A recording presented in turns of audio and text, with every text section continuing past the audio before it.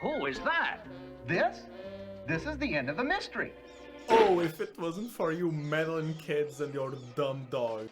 Scooby Doo, a classic of animation. You know, the one with the dog in it, and of course the rest of the mystery gang. Shaggy, Velma, Daphne, and Fred. I don't even know where to begin with this franchise. There is so much I could talk about. If you ask anyone born between 1969 and today, every single generation is gonna give you a different answer for the iteration they grew up with. Scooby-Doo is famous for constantly reinventing itself, for better or for worse. It had a classic era, the revival era, the adult era, Wearing shorts! the Velma era, that we will pretend it doesn't exist, and the one we're gonna be talking about today, the live action era. In the year of our Lord 2002, Scooby-Doo the movie released to pretty mid reviews. But we don't really care about those, do we? You know, as those have proven to be biased in the past, to say the least. Somehow Palpatine returned. I know, hot takes only in this channel. But with no further ado, let's hop on Velma's back and watch some Scooby-Doo. I am proud of this line. Like Soink Scoob, those civilians were unarmed. The movie starts with the mystery gang trying to capture this clown, jester, ghost guy.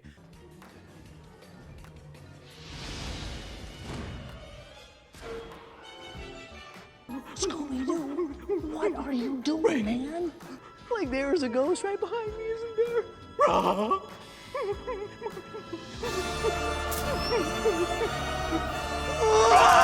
And they do struggle a little bit, but they manage to catch him in the end. Oh man, Smithers! The creepy janitor? Smithers wanted revenge after you refused to go out with him. How could you, Pamela? I am a lover boy of George Clooney in proportions. And we even get the classic, oh, if it wasn't for you meddling kids and your dumb dog, you know the rest. I would have gotten away with it too if it weren't for you meddling kids and your dumb dog. But apparently Fred has the habit of taking credit for the entire operation. Fred, what's the secret to be a success? Teamwork. I do a tremendous amount of teamwork. What infuriates Velma and Daphne as they feel relegated to just smart girl with glasses and dumb bimbo that gets captured all the time. Fred, I can't believe you took credit for my plan again. I do not always get kidnapped. Can't believe you'd say that to me. Oh, please. You come with your own ransom note. And they are fed up with this, so they decide to quit. Shaggy tries to calm everyone down, but to no avail, so the group disbands. Well, looks like it's just you and me for a while, buddy old pal. And then we cut to 2 years in the future and we meet with Shaggy and Scooby smoking that good kush.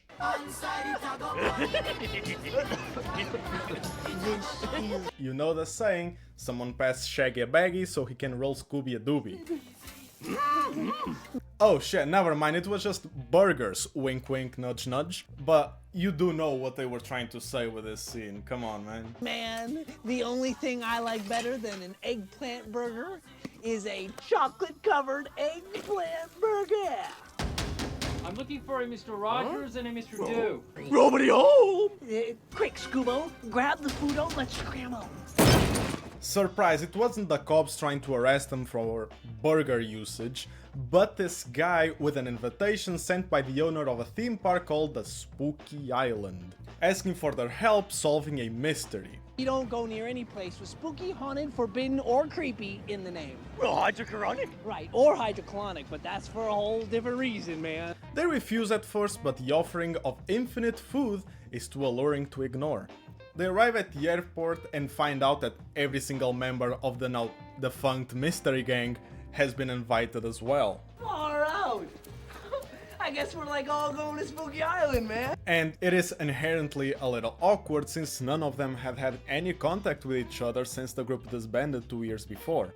Shaggy tries his best to, you know, make everyone get along, but... Like, wait, just think about it for 1 minute. Mystery Inc. reunites. We'll be a team again, just like the old days. So come on, gang. Let's do that thing where we all put our hands in, we lift them up, and we go, woohoo! People are watching, Shag. Damn, Fred. Right in the feels. By the way, they didn't allow big dogs in the airplane, so here's Grandma. In the airplane, Shaggy flirts with this other girl called Mary Jane using that Shagster Riz. I'm Mary Jane. Like that is my favorite name. Really? Remember her, she will be important later. They arrive at the spooky island and are greeted by holy shit, is that Mr. Bean? Oh, it's just Mr. Mondaveris, but damn, they do look alike, don't they? He is the owner of the park and also the one who invited them to solve the mystery. He explains that the customers start acting weird and sus upon spending a few days in the park. Brad, we've known each other since we were like 3. Back off my grill, son! Carol, what are you doing? By the way, can you tell this was filmed in the 2000s? Like, what the fuck is that haircut, my guy? That's no good. But the group is still in bad terms with each other and they are refusing to work together, so they decide to solve the mystery on their own. Daphne finds this funny guy that after a funny interaction tells her something that leads her to believe that the spooky castle on top of the spooky mountain is indeed spooky. So she asks for the help of Shaggy and Scooby to go with her to the castle. Once they arrive there, they see that everyone apparently talked with the funny guy and they all follow the same lead. After a few words, they decide to join forces and work together once again, but it is still a little bit awkward and they are, you know, kinda salty and passive-aggressive with each other. Daphne, exit through the entrance. Velma and I will enter here through the exit there. And Shaggy and Scooby, do whatever you guys do. Just wanna say, the castle scenes are amazing. The set pieces look straight out of the cartoon, I love them. They all managed to find an equally important part of the puzzle, but unfortunately, this voodoo Gimli guy who was hiding under a desk sounds the alarm, prompting the team to run away and starting a sequence very inspired by the classic cartoon. We're all gonna be relics if we don't get out of here, man. I got a plan. Ooh, what's this smell? Like, oh no.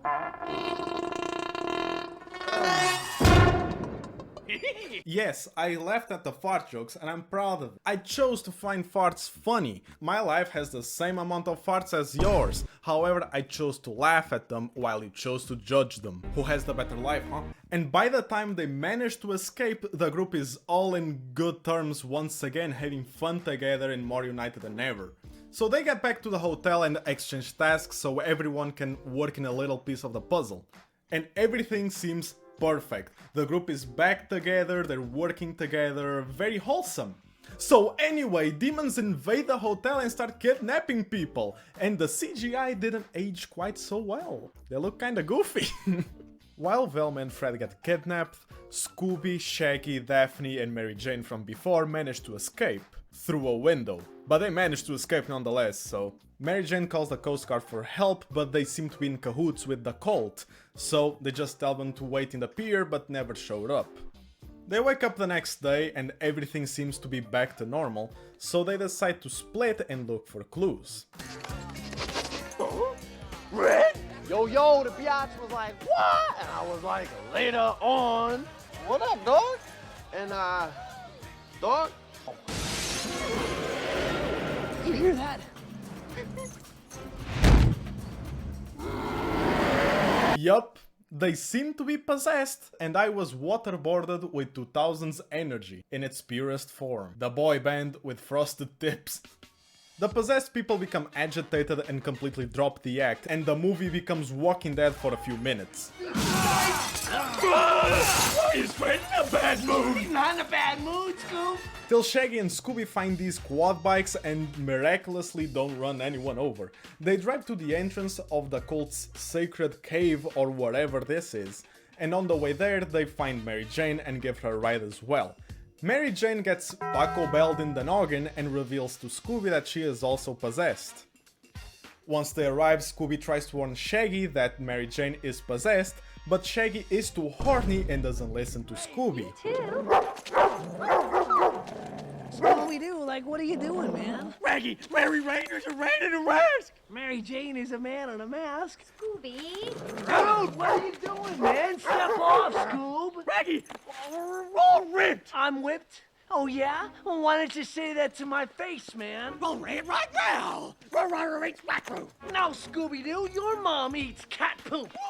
A trapdoor opens beneath Scooby and sucks him in. Shaggy now remembers the bro code and decides to go after Scooby. You know, Scooby's just not his best friend, he's also a very good boy. But Scoob is nowhere to be found. Shaggy wanders a bit and finds this cauldron thingy with the ectoplasm of the customers as well as the mystery gang. Velma? Are you sure about that? Cause Velma is the last thing I see when I look at this. He releases only and exclusively his friends, because duh, stranger danger. Hello, Lamau. By the way, I love to think that the demons have a fashion sense, since they straight up changed Velma's clothes, hairstyle and even makeup for no reason. I mean, she does look cute though, but why? Why change her style? Fred and Daphne get mixed up and actually enter the wrong bodies. Yeah. But I'm not Daphne. It's not easy to steer when you're pure spirit. Hey, I can look at myself naked. Fred, what the fuck? If my calculations are correct, due to the fragile nature of unstable protoplasm in the proximity of the Damonitis, you're simply going to continue randomly changing bodies until the protoplasm realigns with the appropriate bodies. Sure, they all change between each other, but Velma was in the right body, so why did she change? I don't know, but it's quite funny to see the actors playing each other's roles, like... Everyone remain calm. Velma, what the heck's going on? That's quite funny. However, Scooby is nowhere to be found. Scooby-Doo, where are you, am I right? Well, Scooby is getting interviewed by Mr. Bean, I mean Mondavarius, holy shit. I don't know, they look so much alike. Who, by the way, is rocking the drip combo of the Millennium. Suit, shorts and flip-flops. And he tells him something about he needing Scooby's ectoplasm to finish the ritual they're planning, blah blah blah. Meanwhile, the gang makes plans of their own.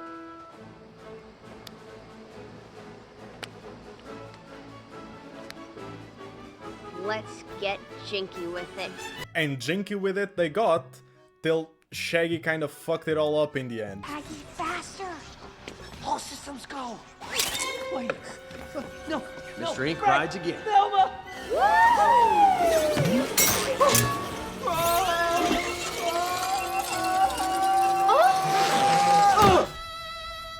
And Velma changed clothes again for no reason. Mondavarius arrives once again with a new drip. Gotta say, this is my favorite Mondavarius skin, ultra rare bling. Like, look at him. The gang kinda fumbled the plan a little and Scoob's ectoplasm gets taken. But with the power of friendship and Daphne fighting and killing a luchador...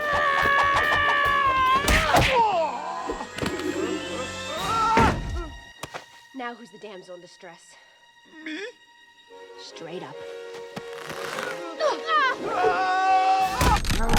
They managed to stop the ritual midway through. And wait, what? The plot twists! Mondavarius is actually a robot? Holy shit! The plot twists once again. Mondavarius is actually a robot being controlled by Scrappy-Doo.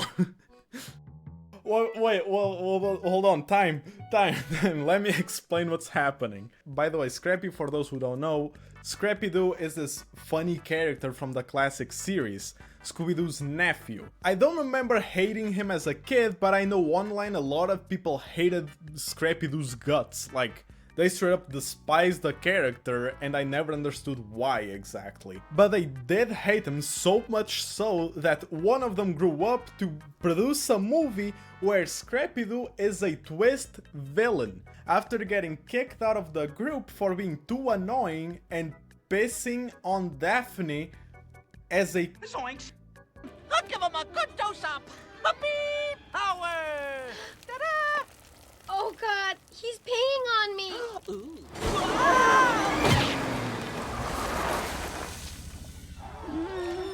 That little egomaniac had flipped his lid. Scrappy, I told you, no urinating on deck. It was an accident! You were marking your territory. You don't have the scrote for this job, Pally! What's the idea? You can't do this to me! People adore me! Ow! I'm as cute So, in this movie, it is canon that Scrappy-Doo is Scooby-Doo's nephew and he has a piss. This movie just did a 180. Like, Scrappy-Doo is now the twist villain and he has a piss. What? But no time to waste, cause Scrappy-Doo got juiced up with all that ectoplasm. I guess ectoplasm is way more effective than raw organs. I'll rock you and suck you and crush you like...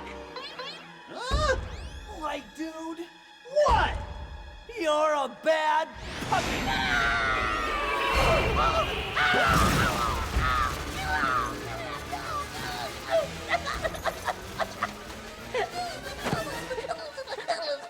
Come on, I can still take you. Put him up, you mangy mutt. Is that all you got? After an air quotes fight scene, they managed to defeat Scrappy-Doo and save the day. Everyone starts dancing, celebrating, music starts blasting out of nowhere, and the original Mondavarius shows up, coming out of a trapdoor. Once again, Scooby-Doo is trapdoors, I guess. Oh, Mr. Mondavarius, is that you? Yes. Oh, thank goodness. Oh, thank you, thank you. Rocking a hobo drip this time. Still kind of fashionable, I gotta say. Everyone celebrates, everyone dances, we get the best line in the entire movie. Oh, get over it! So I got a little cranky. Gee, Scraps, no reason to freak out like a jerk and try to kill all humanity. I would have gotten away with it too, if not for your meddling sons of...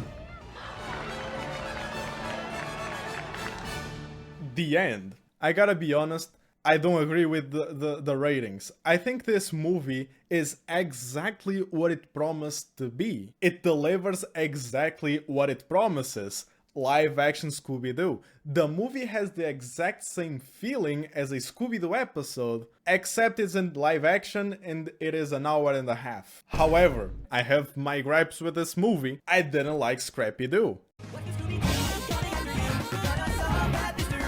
Scrappy-Doo in a classic show is not a villain, or even a bad guy for that matter. Scrappy-Doo is actually an honorary member of the gang. A really funny, useful, and lovable one at that. The bad news is that all images of the demon are cursed. Cursed? Cursed? Oh, yeah? Well, my Uncle Scooby can handle any old snake demon, and he'll just gonna hold you, take a bite you, and snap you in. He is not the twirling mustache twist villain with a piss. Zoinks. He is the puppy power guy. Ta-da-da-da-da-da! Puppy power! I understand why you hate him. Like, he is just smaller Scooby-Doo with a weird voice and a, you know, cocky attitude. But they portrayed him like completely different. This is not the lobster Scrappy-Doo I grew up with. This is a completely different character. But that's actually my only problem with this movie. Of course I have like subjective opinions about it. In my subjective opinion, I think they could have, you know, leaned more in the spooky aspect of the Scooby-Doo universe. I like the summer beach aesthetic and the theme park and whatevers, but, you know, I would like to see this as well. Maybe if one day they come around to make a sequel, maybe they will, you know, lean more on that spooky aspect of Scooby-Doo universe? Hello? Is anyone there? What the fuck? Hello?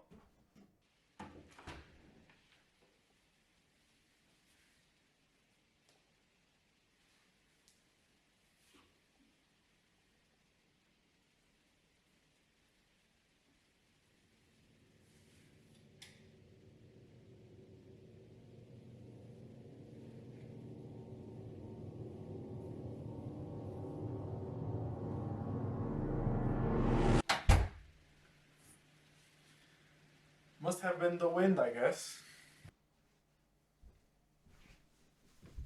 Weird. Okay. So anyway, That's all for me. Hope you liked it. See you next... What is it now?